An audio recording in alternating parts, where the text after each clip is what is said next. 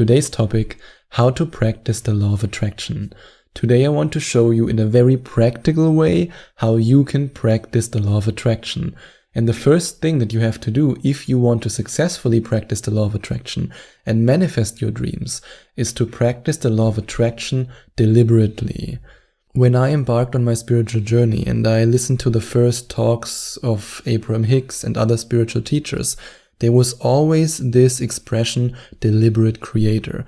And back then I always thought if you're a creator, then you are a deliberate creator. So, why put the deliberate there? And then after a couple of months, or let's say a couple of months later, I watched a very inspiring testimonial from some of the people who got healed in a Dr. Joe event. And he talked about his experience.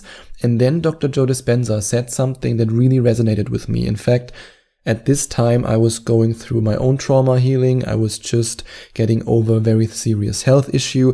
And for me, this sentence meant everything. And the sentence I will never forget is, if you create randomly, at some point, you will bump into things. That's not the exact wording, but that was basically the meaning. That when you randomly create and you don't deliberately create, then you will run into things, you will bump into things, you might have an accident, you might have a contrast experience that you could have easily avoided if you just created deliberately. So whenever you live your life, always ask yourself, am I right now creating deliberately? Or am I randomly creating? Randomly creating would be, you say to yourself, today I don't feel good. I don't do any affirmations right now. I don't feel like meditating. Who cares? Come on, I can do that tomorrow. I'm not in the mood right now. That's random creation. But if you are a deliberate creator, even though you might have a day where nothing is going, you still say to yourself, okay, I'm just in a bad vibration right now, but I can change something. And that's the important difference. We have to distinguish between people who randomly create and people who make a deliberate choice. I don't say that when you embark on this journey, even if you work with me in a Skype coaching session, I don't say that every day will be rainbow and sunshine. You will have days when you doubt yourself. You will have days when you don't feel that good. You will have days where you fall back into old patterns because your ego is very invested in your old self. And this pull is very, very strong. And then you have to push against it. And you can do that by choice. And that's why being a deliberate creator is so, so important. And that's also why I dedicated module 2 of my 11 Days to Manifestation Mastery program to mastering your power as a deliberate creator. For example, one of the things that you discover in this module is how you can become aware of your incongruent patterns and reactions that stop you from creating the life you truly want without accidentally recreating your past over and over again. And this is something that you will be able to do if you decide to invest in this program and if you decide to become a deliberate creator. And then when you make the choice to become a deliberate creator, then I invite you to practice the law of attraction every day. Yes, every day. Even if you don't feel like it, even if you want to say, today, I don't want to meditate today. If I skip my meditation, then I will be more productive because I can work faster. Or let's say I can get to work faster. And that was actually the excuse that kept me from meditating for so long. I always thought if I spend 1 hour in the morning meditating, that's 1 hour I lose focusing on my different businesses that I have. This means as a result, I will be less productive. And of course, the opposite is true. If you meditate or if you use any other technique that helps you to get into a relaxed state, to focus on creation, you will be so much more productive, you will be so much happier, you will be less stressed, and you will be in a higher vibration. And as a result, you will have it easier to manifest your dreams. You have to think about this as if you want to grow your muscles at the gym. If you go once and you say, today I lifted 30 kilos, yippee-doo, now I will look ripped and everybody will look at me and say, woohoo. I don't want to disappoint you, but that's not how it works. If you use your affirmations once or you use another process once and then you stop, or you say, okay, Sebastian, you always talk about meditation, and one of the modules in your 11 Days to Manifestation Mastery program is all about visual meditation. I get it, I will do it. And then you do it once and you're motivated, and then you do it a second time and you think to yourself, I could spend this time watching YouTube videos right now, or I could spend this time, I don't know what I would do, probably just scrolling Instagram. And then you stop doing it, then you won't achieve any results. It's like planting a tree. Your seed, or let's say, no, not your seed, sorry, that sounded a little bit controversial. Anyway, your desire is the seed that you plant into the earth. And then the tree is slowly growing, but you have to water it every day. Otherwise, it won't be able to grow. And you also have to shine some sun on the tree, and then the tree will be growing. And the sun is your high vibration. Woo! That was the best metaphor I ever came up with. And then practice the law of attraction with moi, in case you want. Of course, that's totally optional. I just had to say it. There's no better way for a very direct sales pitch of my amazing Skype manifestation coaching than by saying practice the law of attraction with me. And if you want to do that, then you can click on the second link in the description or go to affirmationtomanifestation.com/Skype and find out more about Skype coaching with me. Then send me an inquiry after you've watched all the testimonials from deliberate creators who've already worked with me. And then, we can work together and manifest together. And practice the law of attraction with a strong belief. The belief that the law of attraction actually exists, that's the first thing you should believe. Or I don't want to say should believe. You are invited to believe it. I would never want to force any belief on you that you don't have, but the fact that you're listening to this episode right now shows me that there's at least some interest in the law of attraction, and that there's at least some belief inside of you that the law of attraction might be true. And then you need to put it into practice, and then you will see with the manifestations that are flowing to you that it's in fact true.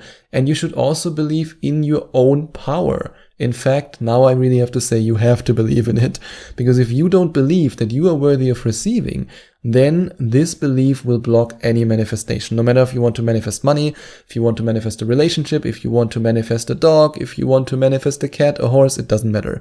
You need to believe in your own power as a deliberate creator. And you might also want to believe that the universe is your friend. Because if you believe what I believed a couple of years ago, that the universe is a bad place, or let's say back then I didn't know about the universe, but I said, the world is evil, everybody wants to push me down, and everything is bad. As a result, my life was the perfect picture of this belief.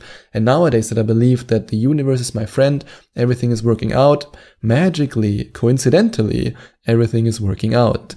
And then practice the law of attraction by feeling your affirmations. Yes, not by saying them. So many of the amazing deliberate creators who work with me in Skype coaching sessions tell me in the very first session, Sebastian, I'm using affirmations for so and so long and it does not work. And then I ask them, do you just speak these affirmations out loud, or do you really feel them? And the answer is usually, I just have 5 minutes and I go through them like one by one, go boom, boom, boom, boom, boom. This doesn't give you any time to feel them.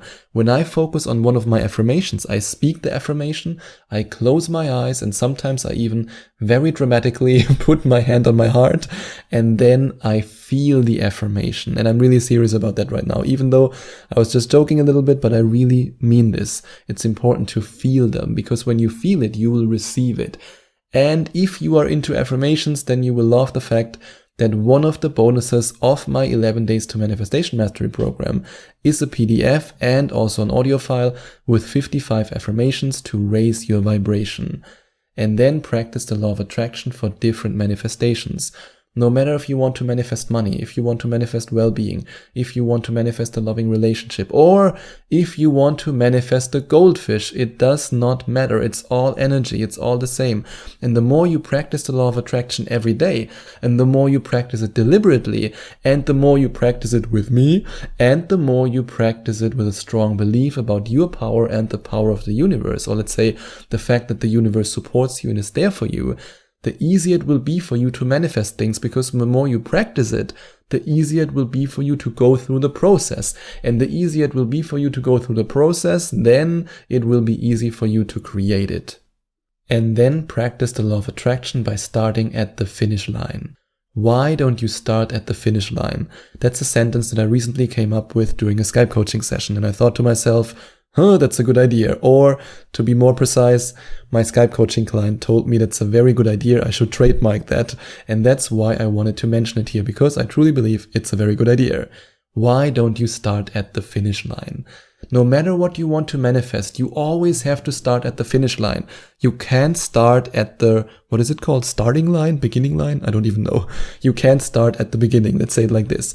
You always want to see yourself already having what you want. And you have to feel having what you want. For example, if you want to manifest money, you have to see yourself being wealthy. And you can do that with the visual meditation process that you learn in, yes, you guessed it, my 11 Days to Manifestation Mastery program. And when you then see yourself, then you can also create these emotions of having the money that you already want.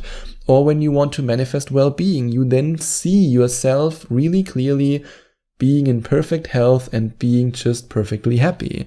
And the same is true for loving relationships. In fact, when it comes to relationships, it's even easier to create these emotions, even though a lot of people are afraid of it because of past trauma, but that's something we can also work on. But when you want to manifest a relationship, for example, you see yourself with your partner, you see yourself holding his or her hand, you see yourself kissing his or her lips or cheeks or whatever you want to kiss. You see yourself and then you feel the emotions. And yes, the same is also true when you want to manifest a goldfish. And if you enjoyed watching this video, please send out some love to the YouTube universe by giving this video a big thumbs up. And I would also appreciate it if you would leave a comment in the comment section below and let me know what you think about my video. And don't forget to subscribe to my channel and to click on the notification bell so that you get notified whenever I release a new video for you.